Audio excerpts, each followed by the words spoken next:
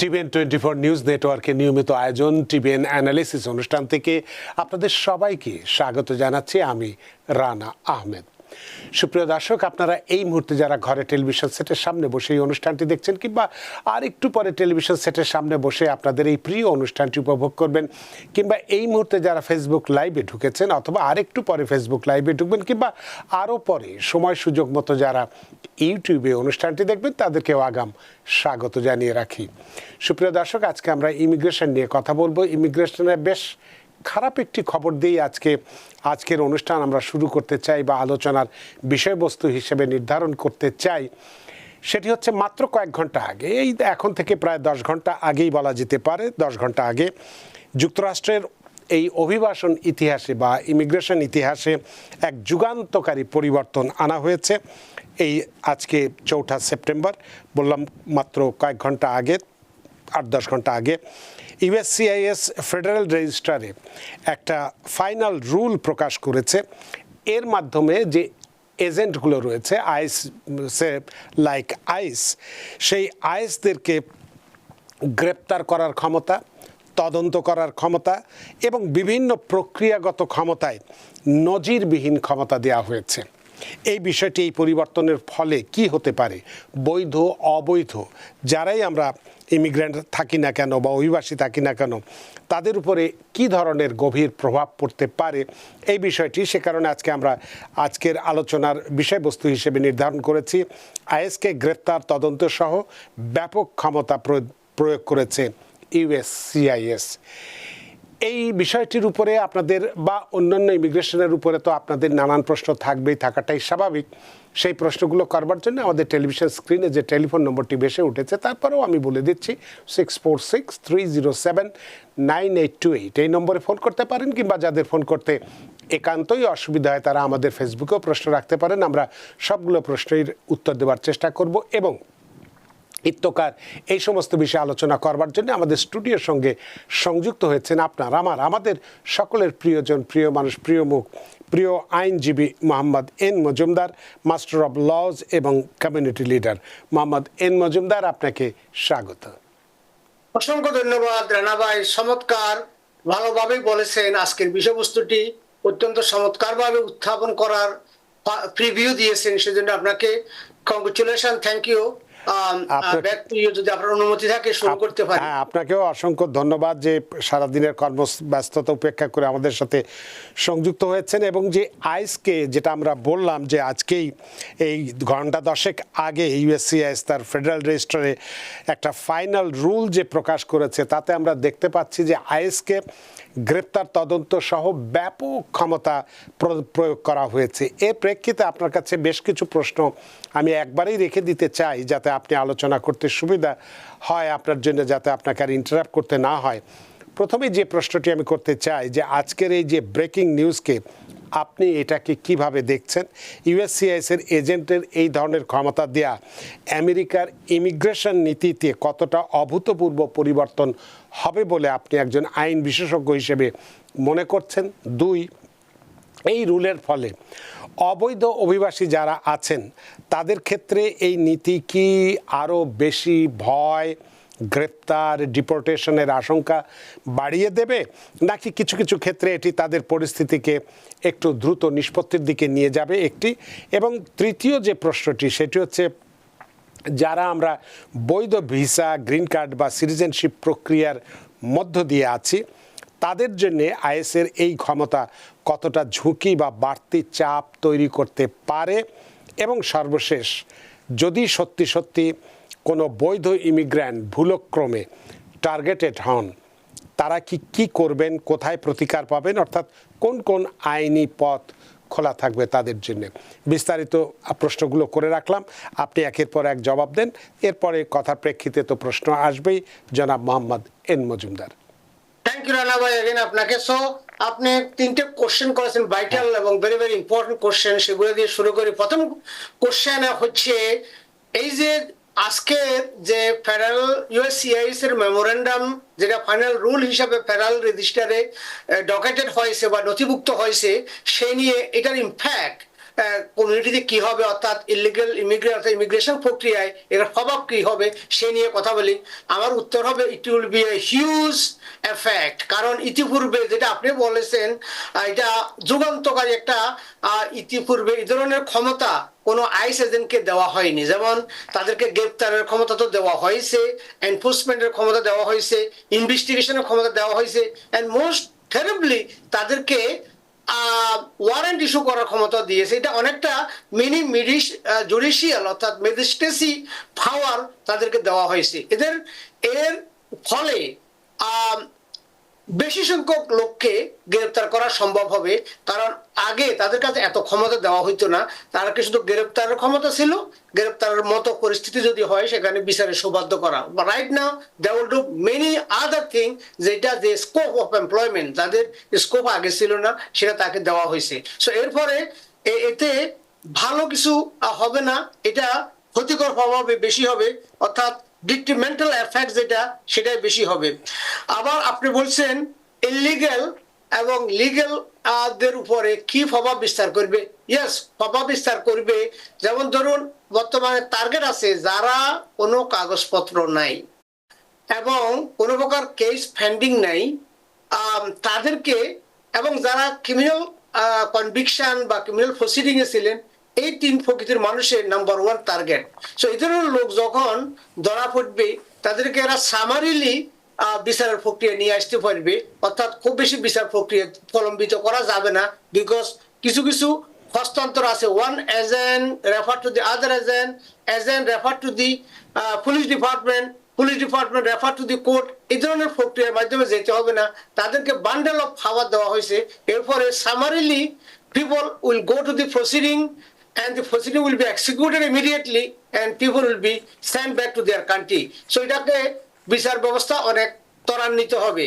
তবে আরেকটা কোশ্চেন ছিল আপনার, যদি ভুলক্রমে কোনো গ্রিন কার্ডধারী কোনো সিটিজেনকে ধরা হয় বা করা হয়, সেটাকে সুইফট অ্যারেস্টিং বলা হয়। যেমন কোনো কোনো জায়গায় কোনো একটা ফ্যাক্টরিতে, কোনো একটা কারখানায়, সেখানে আইস এজেন্ট যদি কোনো রিলায়েবল সোর্সে জানতে পারে যে সেখানে অবৈধ কিছু লোক আছে, ওই যে অবৈধ লোকদের মধ্যে অবৈধ লোকদের নিয়োগকর্তা অথবা সুপারভাইজার দুই একজন ছিল, তারাও ওখানে তাদেরকে হয়তো নিয়ে যেতে পারবে। কারণ দেখা গেল যে আইডি দেখাতে বলা হয়েছে, আপনি যে সিটিজেন বা গ্রিন কার্ডধারী এরকম কোনো ফর্ম আপনার কাছে না থাকাতে তারা সুইপিং অ্যারেস্ট অর্থাৎ আপনাকেও নিয়ে গেছে। সেক্ষেত্রে আপনি ওখানে কর্তৃপক্ষের নিকট আবার বাসায় কল দিয়ে গ্রিন কার্ডের কপি নেওয়া বা সিটিজেনশিপের কপি নিয়ে প্রডিউস করা এবং সেখান থেকে নিস্তার পাবেন, but it's a lot of hassle. ওদের থেকে বাঁচার জন্য যখনই এই যে সাহসী অভিযান যেটা এখন শিকাগোতে চলছে, তাদের উদ্দেশ্যে বলবো, এবং তারা যেন প্রত্যেক সিটিজেন, কারণ লুক অ্যালাইক, দেখা গেল যে মেক্সিকান কতগুলো লোককে খুঁজতেছে তাদের, অথবা বাংলাদেশি আমেরিকান একটা দলকে খুঁজতেছেন, এবং বাংলাদেশি আমেরিকান বলতে তো সবাই আর ইলিগেল না, সেখানে বাংলাদেশি আমেরিকান সিটিজেন আছে, ইভেন বাংলাদেশি আমেরিকান বড় সিটিজেন, তাদেরকে দেখতে কিন্তু বাঙালি থাকে। সুতরাং তারা যেন তাদের বার্থ সার্টিফিকেট সাথে রাখে, এবং যারা যদিও এটা হাস্যকর, কষ্টকর, দুঃখজনক, বাট পরিস্থিতির পরিপ্রেক্ষিতে সুইপিং অ্যারেস্ট থেকে, ভুলক্রমে অ্যারেস্ট থেকে নিস্তার পেতে চান, দেখা গেল মিস্টার জন অথবা মিস্টার ডো বললো যে I have a reliable source that you do not have any work permit or you are illegal, can you produce any document? আপনি বললেন যে আমার কাছে তো কোনো আইডি নেই, I do not have any ID at home. So তারা হয়তো ওই সময় অনেকে যারা desperate, they will arrest you, but সেই অ্যারেস্ট প্রক্রিয়া থেকে আপনারা যারা সিটিজেন বা গ্রিন কার্ডধারী, বা I strongly believe আমরা অনেক ক্ষেত্রে খবর পেয়েছি এরকম সুইপিং এজেন্ট অ্যারেস্ট যদি করা হয় উইদিন ফিউ আওয়ার তাদেরকে রিলিজ করা হবে। সো লিগ্যাল রিমেডি, আমি এই কথা এখানে আজকে বলতে চাই, যদিও আজকে এটা ফেডারেল রেজিস্টারে নথিভুক্ত হয়েছে, আগামীকাল থেকে আমি প্রত্যাশা করব সারা যুক্তরাষ্ট্র ব্যাপী বিভিন্ন ইমিগ্রেন্টের পক্ষে অ্যাডভোকেসি গ্রুপ, বিভিন্ন স্টেট যারা ব্লু স্টেটের অ্যাটর্নি জেনারেলরা রয়েছেন, এবং আইন প্রয়োগকারী সংস্থার সাথে কাজ করার জন্য ইমিগ্রেন্ট অ্যাডভোকেসি গ্রুপেরা এই ফেডারেল গভর্নমেন্টের বা ইউএসসিআইএস এর এই মেমোরেন্ডামের এগেনিস্টে মামলা দায়ের করবে। আইসের ক্ষমতাকে অতিরঞ্জিত করা হয়েছে বলে ক্ষমতাকে যেন সীমিত করা হয়, সে নিয়ে ইনজেকশন আসতে পারে, সে নিয়ে লিটিগেশন আসতে পারে, maybe tomorrow it will be on hold, we don't know, but at this time this is the law we have to be prepared for this to how to handle this law এবং সমস্ত advocacy group সমস্ত community advocate এবং যারা loving and caring person for the community তাদের উচিত হবে তাদের স্ব ক্লায়েন্ট এবং স্ব কমিউনিটিকে সেভ করার জন্য ভালো অ্যাডভাইস দেওয়া। আর এখানে একটা আমি তথ্য দিতে চাই বা অ্যাডভাইস দিতে চাই, সেটা হচ্ছে আমরা যারা আমাদের মধ্যে বাংলাদেশি আমেরিকানদের মধ্যে বা অন্যান্য কমিউনিটির মধ্যে যারা গ্রিন কার্ড নাই বা ওয়ার্ক পারমিট নাই বা কোনো প্রকার কেস অফ পেন্ডিং নাই, আপনি টোটালি অবৈধ আছেন, তারা যেন আবার এই গ্রেপ্তার বিরোধী সংগ্রামে জড়িত না হয়। Let the American citizen, let the your children যারা এখানে বর্ন হয়েছে, let them fight for you. আপনি নিজে সেখানে গিয়ে ফাইট করতে যাবেন না, দেন ওই সমস্যাটা গুরুতর হইতে পারে। কারণ এআই এর মাধ্যমে, টুলস এর মাধ্যমে they will figure it out, probably ওই ধরনের টুলস রয়েছে যে আপনার কাগজপত্র নেই, আপনিও সেখানে আছেন। কারণ অনেকের ফিঙ্গারপ্রিন্ট আছে, অনেকের অনেকভাবে স্ক্যানিং করা হয়েছে, ফিঙ্গারপ্রিন্ট দিয়েছিলেন কিন্তু ওয়ার্ক পারমিট কিছু পান নাই। দ্যাট অলসো তারা বিভিন্ন মাধ্যম থেকে বিভিন্নভাবে গভর্নমেন্ট ইনফরমেশন কালেক্ট করতেছে।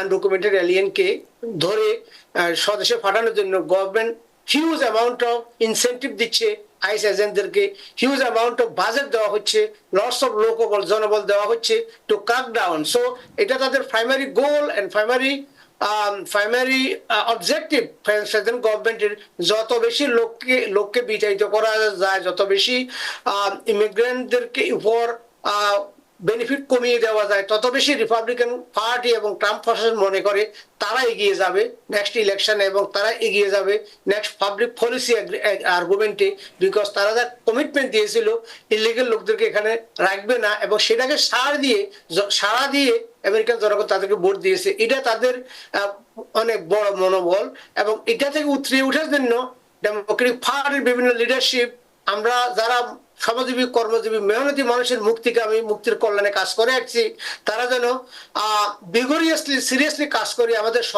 অবস্থান থেকে টু মেক শিওর মেহনতি মানুষের অধিকার যেন ভুলণ্ঠিত না হয়। তার মানে আপনি বলতে চাচ্ছেন যে এই সিদ্ধান্তটা যে কেবল যে প্রশাসনিক পদক্ষেপ শুধু সেটার মধ্যেই সীমাবদ্ধ নয়, বরং এর পেছনে একটা সুদূর প্রসারী রাজনৈতিক উদ্দেশ্যও রয়ে গেছে। অফকোর্স এটা তাদের প্ল্যান যে হাউ টু crack down, কারণ more people will be cracked down, more people will be sent back to their country. যত বেশি অভিবাসন প্রক্রিয়া প্রত্যাশী মানুষকে স্বদেশে ফেরত পাঠানো হবে, বর্তমান প্রশাসনের অবজেক্টিভ বা উদ্দেশ্য হচ্ছে, মনে করে তারা যে আমেরিকান মুদ্রা টাকা সেভ হবে, আমেরিকান জব সেভ হবে, এবার আমেরিকান ইন্টারেস্ট ফার্স্ট যে বলি তাদের যে বক্তব্য সেটা তারা হাসিল করবে, এইটা তাদের মনোভাব। বাট actual সিচুয়েশন হচ্ছে এখানে লো পেড ওয়েজেস আর্নার, যারা ছোট কাজ করা, বাগানে পানি দেওয়া, ক্ষেত খামারে কাজ করা, কনস্ট্রাকশনে কাজ করা, রেস্টুরেন্টে সাবওয়ে কাজ করা, এই ধরনের লোক যারা কাজ করে, এই লোকগুলা কে সাবস্টিটিউট বা পূরণ করার জন্য আমেরিকার এনাফ লেবার নাই এবং এর ফলে আমাদের ফাইন্যান্সিয়াল স্ট্রেংথ উইক হইতেছে। 18% ট্যুরিজমের ইন্ডাস্ট্রিতে billions of dollar government loss করতেছে, billions of dollar government revenue loss হইতেছে, because people inside this shadow, তাদের শ্যাডোর বাইরে আসতে পারে, প্রকাশ্যে আসতে পারে, তারা কাজ করতে পারে, পয়সা ব্যয় করতে পারে। লক্ষ লক্ষ লোকের ওয়ার্ক পারমিট এখন রিনিউ হচ্ছে না, আবার বিভিন্ন অজুহাতে বা জানি না তাদের দেখা যাচ্ছে ফেন্ডিং। আবার অনেকে যখন ওয়ার্ক পারমিটের জন্য অ্যাপ্লাই করছেন 180 দিন হওয়া সত্ত্বেও ইউএসসিআইএস বলতেছে তোমার এনাফ টাইম হয় নাই, বাট আমি টাইম করে দেখতেছি 200 দিন হয়ে গেছে। So we have lots of issue. বর্তমান প্রশাসনের অবজেক্টিভ হচ্ছে কিভাবে ইমিগ্রেশন প্রক্রিয়াকে সীমিত করা যায়, সংকুচিত করা যায়, কম লোক আনা যায়, অ্যাজ অপোজ টু আগের প্রশাসন বা অতীতের প্রশাসনগুলার মূল উদ্দেশ্য ছিল কিভাবে বেশি সংখ্যক লোককে আনা যায়, কিভাবে বেশি সংখ্যক লোককে অভিবাসন প্রক্রিয়া আনা যায়, ওয়ার্ক পারমিট বেশি দেওয়া যায়। 1 বছরের পরিবর্তে 5 বছর ওয়ার্ক পারমিট দিয়েছিল, যাতে করে মানুষ বারবার ওয়ার্ক পারমিটের জন্য অ্যাপ্লাই করতে না হয়। একটা অ্যাপ্লিকেশন যখন করে এটা এক্সটেনশন দিয়েছিল 3 বছর পর্যন্ত, যাতে মানুষ এটার জন্য কষ্ট না করে। সো একটা ওয়ার্ক পারমিট দেওয়া হয়তো ফ্রি, বর্তমানে দেওয়া হয়েছে $550। কোনো প্রকার ফি ছিল না। অ্যাসাইলি যারা নির্বাসিত উদ্বাসিত একটা মানুষ, তাকে আপনি ফি চাইতেছেন এবং 1 বছরের বেশি কেস যদি আপনি সমাধান করতে পারেন না, এটা গভর্নমেন্টের ফল। Government fail to settle the case, but যিনি আবেদন করে তাকে দিতে হবে 100 টাকা করে গসা, because case is taking longer time. So এগুলা আমেরিকার সুপ্রিমেসি, আমেরিকার যে উদার মানসিকতার মনোবল ছিল, সে উদার মানসিকতা থেকে আমেরিকান নরমস এন্ড ভ্যালিউ বিচ্যুত হয়েছে। সেটা সেটা অনুদারিতা এবং কিছুটা ন্যারোয়ার মাইন্ডেড মনোভাব প্রকাশ পাচ্ছে তার মানে এই যে বর্তমান ব্যবস্থায়। তার মানে এই যে বিস্তৃত ক্ষমতা এদেরকে দেওয়া হচ্ছে, এতে করে আপনার আলোচনার ভিত্তিতে বোঝা যায় যে মানবাধিকার লঙ্ঘনের দিকেও যাচ্ছে কিছু, কারণ অনেক নিরপরাধ মানুষ এক্ষেত্রে অনেক সময় হয়রানির শিকার হবে, সেটাই আপনার আলোচনার মধ্যে দিয়ে বেরিয়ে আসছে। তা আপনার কাছে যে প্রশ্নটি করতে চাই এখন, যে আমাদের এই আমেরিকাতে বাংলাদেশি কমিউনিটির সংখ্যা কিন্তু এখন অনেক বেড়ে গেছে। আপনি 60-এর দশক, 70-80-র দশক বা এমনকি 90-এর দশকেও যে পরিমাণ লোকজন ছিল তার থেকে অনেক অনেক অনেক গুণ বেড়ে গেছে। তাহলে এই ক্ষেত্রে এই অবস্থায় যে আমাদের বাংলাদেশি এবং একই সাথে দক্ষিণ এশীয় কমিউনিটির জন্য আপনি কি ধরনের, যারা আমরা আছি তাদেরকে সতর্কতামূলক পরামর্শ দেবেন? শিওর, সতর্কতামূলক হবে যারা ইউএস সিটিজেন, ইভেন কি যারা এখানে বরণ, তারাও সিটিজেনশিপের তো সার্টিফিকেট নাই, ওনাদের বার্থ সার্টিফিকেট যেন সাথে রাখে। কারণ আমরা যেমন লুক অ্যালাইক, যেমন আমি আমাকে দেখতে যেমন লাগে এরকম অনেক লোক আছে, তাকে সে হয়তো কার্ড নাই। আবার আরেক রকম আমাদের মতো লোক আছে যারা এখানকার ইউএস সিটিজেন, যদি কোনো ফ্যাক্টরি, কোনো ইন্ডাস্ট্রি, কোনো রেস্টুরেন্টে যদি আইস এজেন্টরা হানা দেয় বা ঘেরাও করে, তখন ফার্স্ট অফ অল তারা সবার আইডি দেখবে। যারাই আইডি প্রদর্শন করতে পারবে না তাকে নিয়ে যাবে। এখন আইডি হীন ব্যক্তি, যে আইডি নাই, তাকে আইস এজেন্ট বলবে তুমি যে গ্রিন কার্ডধারী বা সিটিজেন সেটা তো আমি কভার করতে পারলাম না, সুতরাং তোমাকে নিয়ে গেলাম। সুতরাং বেস্ট প্রিকশন হবে সেজন্য আইডি থাকে। আর যারা ওয়ার্ক পারমিট নাই এবং যারা কোনো প্রকার কাজ করার উপযুক্ত নয়, তারা সে ব্যাপারে যেন কাজকর্মে না যায়। ওয়ার্ক পারমিট এবং যদি সেটা রিস্ক থেকে যায়, আবার আমি বলবো না তুমি কাজে যাইও না, কাজে না করলে সে খাবে কি, যে একটা রিস্ক আছে, এবং রিস্ক নেবেন কি নেবেন না সেটা আপনার উপর ডিপেন্ড করবে। আপনার পার্সোনালি আপনার লয়ের সাথে কথা বলবেন। এবং যাদের কেস পেন্ডিং আছে, very very important, case pending এর প্রমাণ হচ্ছে ফাইলিং রিসিট। এখন আমি প্রত্যেক ক্লায়েন্টকে জিজ্ঞাসা করি, ভাই অ্যাসাইলেম যে ফাইল করছেন আপনার ফাইলিং রিসিট কই? সে অর্থ বুঝে না, এটা সে পায় না। ফাইলিং রিসিট হচ্ছে যখন I-589 application for asylum file করবেন, সেটা 1 মাসের মধ্যে বা 1.5 মাসের মধ্যে একটা রিসিট আসে যে thank you United States citizenship and immigration service received your copy. এটা করে receipt notice, RECIPT। So receipt নোটিশটা লেখা থাকে, ছোট্ট করে লেখা থাকে বাম পাশের টপ সাইডে। ওই রিসিপ্ট নোটিশটা আপনার পকেটে, এটা ছোট একটা জিনিস, আগে কার্বন কপি ছিল, এখন রেগুলার নোটিশ আসে, ওইটা একটা কপি সাথে রাখতে হবে। ওই আইস এজেন্ট যখন এটা নাম্বার পাঞ্চিং করবে USCIS ওয়েবসাইটে, সাথে সাথে দেখা যাবে your case is pending, your case is processing, তাহলে আপনি সেফ। যদি ওইটা না থাকে দেন আপনি বলবে কেস আছে, ওয়ার্ক পারমিট আছে, আপনার এক গাদা ফেফার আছে, এবং আইস এজেন্টকে আপনি সঠিক ফেফারটা দিতে পারেন না, সে নিজে হয়তো খুঁজে পাইতেছেন না, দেন আপনার জন্য এটা বিপদ। সুতরাং ফাইলিং রিসিট যদি আপনি না পান, আপনি go to your lawyer, go to your অ্যাকাউন্টের। অনেক সময় যে কোনো লোকে ফাইল করিস তার কাছে থাকতে পারে, ঘরে খুঁজে দেখেন ফাইলিং রিসিট 1 পেজ অনলি, এবং এটার টপ লেফট হ্যান্ড সাইডে লেখা আছে ফাইলিং রিসিট, ওইটার সাথে রাখতে হবে। নাম্বার 2, যাদের গ্রিন কার্ড অ্যাপ্লিকেশন আছে, same thing, green card application I-485 এর কপি। I-485 এর copy is the proof that your adjustment of status pending, এবং ওইটা নিয়ে আপনি বিদেশেও ভ্রমণ করতে পারবেন, আসতে কোনো বাধা নাই এখনো, বাট আপনাকে ফেরত নিয়ে যাইতে হবে। ইভেন কি যারা অ্যাসাইলেম পেন্ডিং আছে, আপনি যদি কমফোর্টেবল মনে করেন যে আরো 1 বছর আপনার অ্যাসাইলেম পেন্ডিং থাকবে, আপনি ট্রাভেল পারমিট নিয়ে যাইতে হবে বা সাথে রাখতে হবে।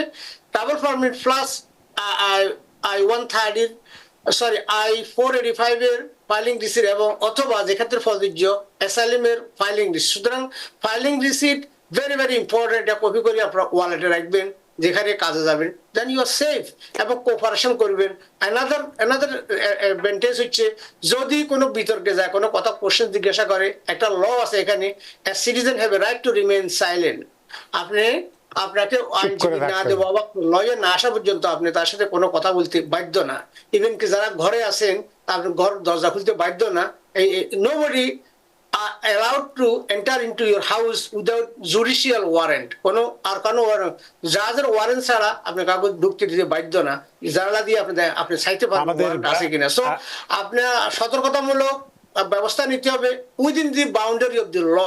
কোনো প্রকার যদি দস্তাদস্তিতে কোনো প্রকার রেজিস্ট্যান্স ইনভলভ হন, then it will be disaster. এটা আপনার জন্য খুবই ক্ষতিকর। বর্তমান আপনি অনেকগুলো প্রতি ইয়ার কথা বললেন, আপনি যে সতর্কতামূলক পরামর্শ দিলেন, সেক্ষেত্রে যদি কেউ তার ছবি বা আইডি বা পাসপোর্টের কপি যদি আইফোনের মানে ফোনের ভিতরে যদি ছবি তুলে রাখে, সেটাও কি এটার ক্ষেত্রে সহায়ক হবে নিজের আত্মরক্ষার জন্য? আমি এটা কিন্তু রানা ভাই ভেরি ইম্পর্টেন্ট কথা বলছেন। যে কোনো লোকের যখন যদি বলা হয় যে আপনার আইডি দেখান, আপনার ফোন দেখাইলে মানুষ কিছুটা বিরক্ত হয়, কারণ ফোনে এটা যে কোনো খুবই ফানি ফেক হইতে পারে। সুতরাং যদি সম্ভব হয়, এবং সম্ভব হওয়ার কথা, আপনি ছোট্ট একটা পেপার আপনার ওয়ালেটে রাখি দিন, কাগজটা রাখি দিলে ভালো। কারণ কাগজটা হারিয়ে যায় এই ভয়ে অনেকে ফোনে রাখেন, ফোনেও রাখেন, তবে হাতে রাখাটা বেশি প্রেফার করবে। কারণ কতগুলো এজেন্ট আছে, তার বয়স্ক মানুষ, তারা এই ফোন নিয়ে বিরক্ত বোধ করে। তোমার আমি কাগজ চাইলাম, কাগজ দেখাও, কাগজ চাইলে তুমি ফোন দেখাও কেন? বেস্ট হবে কাগজটা সাথে রাখা। আমাদের কাছে যখন অনেক লোকেরা যখন আসে, দেখি যে তার কোনো ফাইলে নেই, সবকিছু কম্পিউটারে আছে, ফোনে আছে। এখন ফোনে সে পাসওয়ার্ড জানে না, আবার ফোন থেকে এটা ইমেল করা যাচ্ছে না।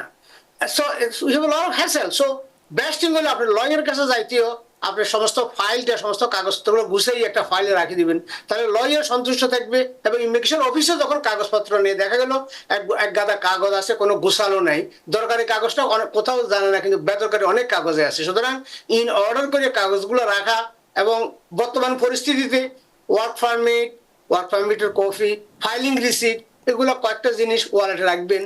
এটা টু বি সেফ সাইড, কপিটা রাখলেন, that's the good thing to do. Mohammad Anisul Islam, আশা করি আপনার প্রশ্নের উত্তর পেয়েছেন। যে প্রশ্নটি আপনি করেছিলেন যে আপনার ফোনের ভিতরে যদি কাগজপত্র, আপনার ছবি রাখেন, সেটা আপনাকে কতটা সহায়ক হবে আপনাকে রক্ষার ক্ষেত্রে, সেটার উত্তর আপনি পেয়ে গেছেন। যে এটা থেকে সবচেয়ে বেশি ভালো যদি হার্ড কপি আপনার কাছে রাখেন।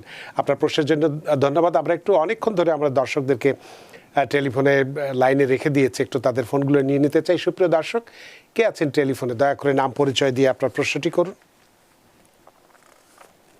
হ্যালো হ্যালো দর্শক, কে আছেন টেলিফোনে? দয়া করে নাম পরিচয় দিয়ে আপনার প্রশ্নটি করুন। জি, আসসালামু আলাইকুম। ওয়ালাইকুম। জি, আমি মোহাম্মদ বলতেছি। আমি ট্রাভেল ডকুমেন্ট পাইছিলাম, আপনার গ্রিন কার্ড আর ওয়ার্ক পারমিট, ট্রাভেল ডকুমেন্ট একসাথে অ্যাপ্লাই করছিলাম। ওয়ার্ক পারমিট পাইছিলাম ফার্স্টে, পরে গ্রিন কার্ড, ট্রাভেল ডকুমেন্ট পাইছি। এখন আমি কি চাইলে নেপাল যাইতে পারবো? নেপাল যাই এসে বিয়ে করে আসতে পারবো কিনা? আমার গ্রিন কার্ড এখনো আসে নাই। মানে ট্রাভেল ডকুমেন্ট নিয়ে আপনি নেপালে যাই বিয়ে করতে চান, পারবেন কিনা, এটাই হচ্ছে আপনার প্রশ্ন। অনেক ধন্যবাদ আপনার প্রশ্ন। কোনো সমস্যা হবে কিনা সেটাই বলছেন জনাব এন মজুমদার। বর্তমান ইউএসসিআইএস এর রুল হচ্ছে, যদি কারো গ্রিন কার্ড পিটিশন পেন্ডিং থাকে এবং সেটার প্রমাণ থাকে, সেক্ষেত্রে যদি ফেরল পারমিশন নেন, আপনি I-131 ফাইল করে, এবং সেটা যদি অ্যাপ্রুভ হয়, হাতে আপনার ট্রাভেল ডকুমেন্ট থাকে, সেক্ষেত্রে আপনি নিঃসন্দেহে তৃতীয়, যারা অ্যাসাইলাম ফাইল করছেন তারা তৃতীয় রাষ্ট্রে যেতে পারবেন। আর যারা অ্যাসাইলাম না, ম্যারেজ বেস বা যে কোনো গ্রিন কার্ড বা employment base green card pending আছে, তারা স্বদেশে গিয়ে ইজিলি আসতে পারবেন। সাথে রাখতে হবে প্রুফ অফ ফাইলিং এবং ট্রাভেল ডকুমেন্ট, এই দুইটা রাখতে হবে। এবং মেক শিওর বাংলাদেশে থাকাকালীন বা ইন্ডিয়া থাকাকালীন, অন্য রাষ্ট্র থাকাকালীন ওই সময় যেন আপনার কেস পেন্ডিং থাকে। যদি কেস পেন্ডিং না থাকে, কেস যদি ইতিমধ্যে ডিনাই হয়ে যায়, তখন আপনি ঢুকতে কিন্তু কষ্ট হবে না, অলমোস্ট ইম্পসিবল। এখন আগের প্রক্রিয়া ছিল তাকে দিত, আপনি বলছেন যে আমার কেস ডিনাই হয়েছে, আমি আপিল করার জন্য যাচ্ছি, বাট বর্তমান পর্যায়ে কিছুটা tough. But before you travel, personally আপনি আপনার লয়ারের সাথে কথা বলে যাবেন। আমরা এখানে কিছু তথ্য দিয়ে থাকি, দিক নির্দেশনা দিয়ে থাকি, but actual confidential conversation and advice আপনি নেবেন আপনার ইনহাউস, আপনার পছন্দের লয়ারের মাধ্যমে। সেটাই হবে রিয়েল ইনফরমেশন। অনেক ধন্যবাদ প্রিয় দর্শক, আশা করি আপনার প্রশ্নের উত্তর পেয়েছেন। সুপ্রিয় দর্শক, কে আছেন টেলিফোনে? দয়া করে নাম পরিচয় দিয়ে আপনার প্রশ্নটি করুন। জি, আসসালামু আলাইকুম। ওয়ালাইকুম। জি, আজকের অনুষ্ঠানের বিজ্ঞ আলোচক এবং টিবিএন এর সমস্ত কলা কৌশলীকে আমার ব্যক্তিগত পক্ষ থেকে ধন্যবাদ জানাচ্ছি। আপনাকেও ধন্যবাদ।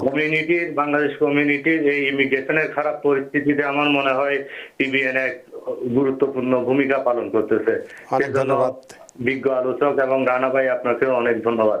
জি, আপনাকে ধন্যবাদ। আমার ছোট্ট করে দুইটা প্রশ্ন। 2021-এর মাঝামাঝি সময়ে অ্যাফার্মেটিভ অ্যাসাইলাম করা এই মামলাটির ইন্টারভিউ তারিখ কবে আসতে পারে? নাম্বার 2 প্রশ্ন হচ্ছে, আমার ছোট ভাইয়ের এই সপ্তাহে তার ফাইনাল পরীক্ষা। তার লয়ার মনে করতেছে যে কি এই খারাপ পরিস্থিতির যে সে এটা ফেস না করে কোনো একটা ইস্যু দেখাইয়ে এটা আরো 1 বছর কিংবা 2 বছর লিঙ্গার করা যায় কিনা। এখন সেটা লিঙ্গার করলে কি ভালো হবে, নাকি সে সাহস নিয়ে তার সমস্ত পরিস্থিতি নিয়ে বর্তমান এই সপ্তাহে মোকাবেলা করলে ভালো হবে? কিসের পরীক্ষা এই সপ্তাহে? এই সপ্তাহে তার ইন্টারভিউ। আচ্ছা, হিয়ারিং। আচ্ছা, বুঝলাম। অনেক ধন্যবাদ আপনার প্রশ্নের জন্য, জনাব এন মজুমদার।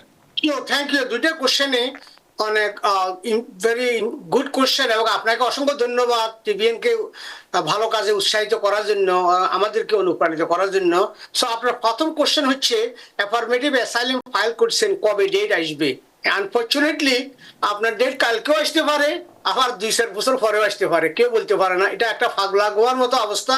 ইমিগ্রেশন প্রক্রিয়া বিগত 37 বছর কাজ করার পরেও আমার অভিজ্ঞতায় আমি বলতে পারি না যে ডেট কবে আসবে। অনেকে আসি বলে, ভাই আমার 15 মাস হয়েছে, আমরা ডাকে না। আরো জন বলছে, ভাই আমি দিলাম মাত্র 3 মাসও হয়নি, আমার ডাকি বলে চলিস যাও। তো সুতরাং আপনার যেটা দেখতেছে না, একটা কথা আছে, অমঙ্গল বিলম্বে আসাই ভালো। সুতরাং ডাকতেছে না, আপনি এটা আর ডাকার জন্য কোনো প্রত্যাশা করিয়েন না, এটাকে এভাবে থাকতে দেন।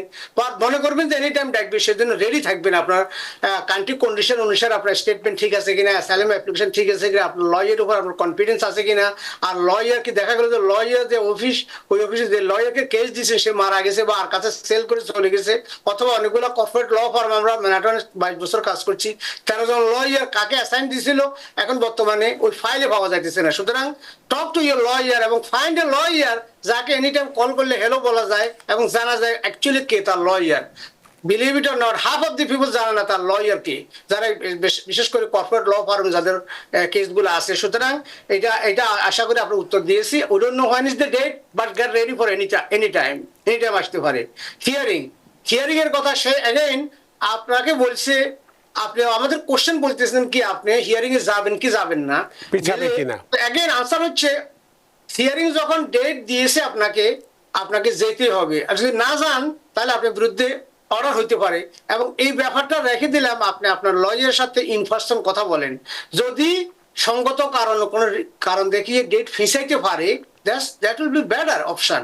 বা যদি ফিসাইতে না পারে, সেই ক্ষেত্রে আপনার উচিত হবে রেডি থাকা। কারণ অনেক সময় দেখা গেছে আমরা ডেটের জন্য গিয়েছি ক্লায়েন্টকে নিয়ে, আমরা ভাবছি 1 বছরের সময় পাবো, 6 মাসের, বাট জাজ ইজ ক্রেজি। জাজ বলতেছে no listen, I have a time, I give you 1 month only. তো সেক্ষেত্রে আপনি 1 মাস পরে আবার যাইতে হবে। সুতরাং এই জিনিসটা আপনার লয়ারের সাথে কোন জাজ করছে, কিছু জাজ আছে ভেরি টাফ, কিছু জাজ আছে ভেরি লিবারেল। আপনার লয়ার যে ইমিগ্রেশন জাজ, যে ইমিগ্রেশন লয়ার, উনি ডেইলি বেসিস কোর্টে যাচ্ছে, উনি জানে কোন লয়ারের কাছে পড়ছে এবং ডেট নেওয়া হবে কি নেওয়া ভালো হবে না নেওয়া ভালো হবে, ওই বিষয়টার উত্তর আপনার লয়ারের সবচেয়ে বেশি দিতে পারবে অন্য কারো চাইতে। ধন্যবাদ প্রশ্নের জন্য। অনেক ধন্যবাদ প্রিয় দর্শক। একটা ফেসবুক থেকে প্রশ্ন নেব, হোসেন মিরাজ। তিনি বলছেন, আমার এই মাসে 15 তারিখে অর্থাৎ সেপ্টেম্বরের 15 আইস ডেট আছে। আমি তাদেরকে মেইল করেছি, কিন্তু তারা আমাকে বলেছে সামনাসামনি দেখা করতে। এখন আমি গেলে কোনো সমস্যা হবে কি? Again, it is a tough question. I don't know. আমরা কেউ জানি না আপনার ফাইলে কি কারণে তাকে আপনাকে ডাকছে। সুতরাং এই ব্যাপারটা আপনার যদি লয়ার থেকে থাকে, ওই লয়ারের সাথে আলাপ করেন কি কারণে ডাকতে পারে। যদিও উনি হয়তো না জানার কথা, but he can give you better idea. এখন আমি যদি বলি যে আপনি যাইয়েন না, এটাকে বলে অবস্ট্রাকশন অফ জাস্টিস, অর্থাৎ আইনের বিরুদ্ধে আমরা এখানে কথা বলতেছি। আর যদি আমি যাইতে বলি আপনাকে যাই, আপনি ধরা খেলে বললেন তুমি আমাকে রং অ্যাডভাইস দিচ্ছে। সুতরাং এই জিনিসটা আমি রেখে দিলাম, আপনার লয়ারের সাথে পার্সোনালি কথা বলেন। এবং আনফর্চুনেটলি আমরা অত্যন্ত দুঃখিত, লজ্জিত এবং বিব্রত যে আপনাকে আমি কোনো উত্তর দিতে পারলাম না। সেক্ষেত্রে যেটা আমরা বলেছি যে আইএস যেহেতু দেখা করতে বলেছে সেখানে যেতেই হবে, না গেলে হয়তো অন্য, তবে যেটা আপনি বললেন যে আপনার লয়ার যা আপনার যিনি আছেন তাকে সাথে নিয়ে যাবেন, তাতে আপনার অনেকটা নিরাপত্তাটা নিশ্চিত করা যায় বলে আমরা মনে করছি। তো আপনার লয়ারের সাথে অর্থাৎ আপনার অ্যাটর্নির সাথে কথা বলে আপনার কেসের অবস্থা বুঝে ব্যবস্থা নেওয়াটাই হবে আপনার জন্য বুদ্ধিমানের কাজ। হোসেন মিরাজ, আপনার প্রশ্নের জন্য ধন্যবাদ। সালমা আক্তার, আপনি যে প্রশ্ন করেছেন কিসের উপরে করেছেন বুঝতে পারছি না, তবে আপনি যেহেতু বলছেন সম্ভবত আপনার বোনের জন্য আবেদন করেছেন 11 বছর আগে, আপনাকে শুধু ভিসা বুলেটিন অনুসারে বলতে পারি F4 ক্যাটাগরিতে জানুয়ারির 2008 সালের 1 জানুয়ারি ফাইনাল অ্যাকশন চলছে। সেই হিসেবে আমরা ধরে নিতে পারি যদি আপনার এটাই হয়ে থাকে তাহলে এখনও 7-8 বছর দেরি হবে, 5-7 বছর দেরি হবে। কারণ 18 বছর 2008, এখন 25, 17-18 বছর, আপনার 11 বছর হয়েছে, 5-6 বছর দেরি হতে পারে। আপনার প্রশ্নের জন্য ধন্যবাদ। সুপ্রিয় দর্শক আছেন টেলিফোনে, দয়া করে নাম পরিচয় দিয়ে আপনার প্রশ্নটি করুন। হ্যালো। জি, আসসালামু ওয়ালাইকুম আসসালাম। জি, আমি জুলাই মাস থেকে দেশ থেকে আসছি। আমার পাসপোর্টে যে নিউ ইয়র্কে গ্যাস ক্লিয়ার করে সিল মারা হয় না, এই কি সমস্যা আছে কি? জুলাই মাসে আসছেন, পাসপোর্ট মানে আমেরিকান পাসপোর্ট না বাংলাদেশি পাসপোর্ট? না না, বাংলাদেশি পাসপোর্ট। আপনি আসছেন কি হিসাবে আসছেন? আমি ইমিগ্রেশন, আমি আজকে এই দেশের 12 বছর। ও, তো মানে এবার আসার সময় জেএফকেতে পাসপোর্টে সিল মারে নেই, এটাই আপনার প্রশ্ন। কোনো ক্ষতি হতে পারে কিনা, এটাই। অনেক ধন্যবাদ জনাব মজুমদার। না, ওটা তাদের ওনাকে যদিও সিল মারে নাই, পাসপোর্টগুলো স্ক্যান করা হয়, যখন স্ক্যান করা হয় তাদের কাছে রেকর্ড থাকবে যে আপনি কখন এক্সিট করছেন, কখন এন্ট্রান্স করছেন। সুতরাং এটা কোনো ক্ষতি হওয়ার কোনো কারণ, এটা আপনার কোনো ফল্ট না, তারাই ভুলবশত করে নাই। এটা কোনো সমস্যা হওয়ার করে না। আর এখন ইদানিং তেমন সিল টিল দেয় না, সবকিছু ওদের কম্পিউটারের মধ্যেই সবকিছু নিয়ে রাখে। হ্যাঁ, সবগুলোই থাকে, স্ক্যান করে যখন রাখে তখন সেখানেই সবকিছু থাকে, তখন সিল না মারাটা আপনার জন্য তেমন ভয়ের কোনো কারণ নাই। সুমন হোসেন, আপনার এই যে সময় কত লাগতে পারে, একটু আগে আমাদের আজকের আলোচক বলেছেন যে এই ধরনের সময় কত লাগবে এই পরিস্থিতিতে বলাটা সম্ভব নয়। আমরাও বিনয়ের সাথে বারবারই বলি এই ধরনের প্রশ্ন করে আমাদেরকে বিব্রত করবেন না, কারণ সময় কত লাগবে, এখন এত ব্যাকলগ চলছে, এত খারাপ একটা সময় চলছে, অফিসার নেই, সেক্ষেত্রে কত সময় লাগবে এটা আমাদের পক্ষে বলা সম্ভব নয়। কারণ এইভাবে বায়বীয় উত্তর দিয়ে আপনাদেরকে বিভ্রান্তির মধ্যে ফেলতে চাই না। আপনার প্রশ্নটাও আপনার কনসার্নের জন্য অনেক ধন্যবাদ। সুপ্রিয় দর্শক আছেন টেলিফোনে, দয়া করে নাম পরিচয় দিয়ে আপনার প্রশ্নটি করুন। আসসালামু আলাইকুম, আমার নাম হচ্ছে আজম। আমার একটা কোয়েশ্চেন আছে। আমি স্পেশাল ইমিগ্রেন্ট জীবনের সম্পর্কে জানতে চাইছিলাম, মানে গ্রিন কার্ডের কি অবস্থা। আমার আইডেন্টিটি হয়েছে 2023-তে, এখন আর কতদিন লাগতে পারে গ্রিন কার্ডের ডেট পেতে বা ভিসা অ্যাভেলেবল হতে? কতদিন? সেই একই কথা জনাব আজম, তবু জনাব মজুমদার। জুবিনিয়াল গার্ডিয়ানশিপের কথা বলছে, এটা নতুন কিছু। জুবিনিয়াল গার্ডিয়ানশিপ হচ্ছে, যদি আপনার স্টেট কোর্টে গার্ডিয়ানশিপ দিয়ে থাকে সাধারণত 4 ইয়ার লাগবে আপনার ফাইলটি ডেট আসতে, ফাইল করতে আর কি। অ্যাগেইন এই বিষয়টা স্পেসিফিক ডেট, স্পেসিফিক প্রসিডিওর নিয়ে আপনার জুবিনিয়াল গার্ডিয়ানশিপ যিনি করেছেন স্টেট লয়ার, ওনার সাথে কথা বলবেন, এবং উনি আপনার, এবং এর পরবর্তীতে ইমিগ্রেশন লয়ার লাগবে আপনার ইমিগ্রেশনে ফাইল করার জন্য, আপনাকে লিগালাইজ করার জন্য। বিষয়টা কিছুটা পার্সোনাল, এবং আপনার লয়ারের সাথে কথা বললে উত্তরটা ভালো পাবেন। আপনার নিশ্চয় লয়ার ছাড়া গার্ডিয়ানশিপ কেউ পাওয়ার কোনো সম্ভাবনা নাই। সুতরাং আপনার লয়ারের সাথে কথা বলেন। এখানে আমরা কোনো তথ্য দিয়ে আপনাকে বিভ্রান্ত করতে চাই না। অনেক ধন্যবাদ জনাব আজম আপনার প্রশ্নের জন্য। সুপ্রিয় দর্শক আছেন টেলিফোনে, দয়া করে নাম পরিচয় দিয়ে আপনার প্রশ্নটি করুন। আসসালামু আলাইকুম। ওয়ালাইকুম। আমি প্রশ্ন আপনার কথা আমরা শুনতে পাচ্ছি না, আপনি কি স্পিকারে কথা বলছেন? মোবাইল যদি স্পিকারটা বন্ধ করুন এবং কানে যদি হেডফোন থাকে সেটাও খুলে ফেলুন, তারপরে কথা বলুন। এবার শুনতে পাচ্ছেন? জি। আসসালামু আলাইকুম। ওয়ালাইকুম আসসালাম। আমার নাম বাবলু, আমি ডালাস থেকে বলছি। জি। তো আমার এক রিলেটিভ, উনি ইউএস সিটিজেন, তো উনি অলমোস্ট 3 বছর হয়ে গেছে গ্রিন কার্ডে ওনার স্পাউসের জন্য অ্যাপ্লাই করেছিল। তো আড়াই বছর পর কেসটা বাংলাদেশ এমবেসি ঢাকায় অলরেডি আছে, 5 মান্থ হয়ে গেছে, আর কতদিন লাগতে পারে এই অনেক ধন্যবাদ, ইউএস এমবেসি ঢাকায়? অনেক ধন্যবাদ জনাব বাবলু আপনার প্রশ্নের জন্য। জনাব মজুমদার। Sure, যদি ডকুমেন্টারি কোয়ালিফাই হয়ে ঢাকাতে গিয়ে থাকে, সেখানে এতদিন থাকার কথা না। বিষয়টা উনি হয়তো কমপ্লিটলি বলে নাই, আর হয়তো বা আমরা বুঝি নেই। যদি ঢাকা এমবেসিতে পড়ে আছে 3 বছর থাকার কোনো কারণ নাই। হয়তো আবার এমন হইতে পারে যাদের ইন্টারভিউ হয়েছে, ইন্টারভিউতে কোনো ডকুমেন্ট বাকি ছিল, অথবা সরকার সন্তুষ্ট হয় নাই, এমবেসি সন্তুষ্ট হয় নাই, অ্যাডমিনিস্ট্রেটিভ রিভিউতে আছে, সেটা অনেক সময় লাগে। So what ever is the কোশ্চেনটা আমি ক্লিয়ার না, আমি সরি। যদি অ্যাডমিনিস্ট্রেটিভ রিভিউতে হয়, সেটা কোনো নির্ধারিত সময় নাই। আর যদি ডকুমেন্টারি কোয়ালিফাই হইয়া ঢাকা গিয়ে থাকে, ইমিডিয়েটলি আপনি ইন্টারভিউ পাওয়ার কথা।